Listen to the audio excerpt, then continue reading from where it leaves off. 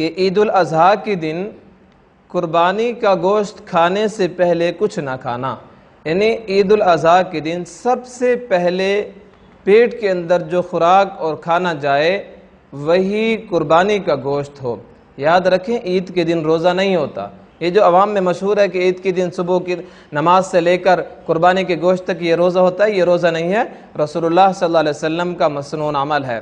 ہاں اگر کوئی اس پر عمل کرنا چاہے تو ٹھیک، اگر نہ کرنا چاہے تو کوئی فرض واجب نہیں ہے، اور اس کو روزے کا نام نہیں دیں گے۔ ایک مسنون عمل ہے کہ سب سے پہلے اپنے پیٹ کے اندر جو کھانا پہنچائیں تو وہ قربانی کا گوشت ہو۔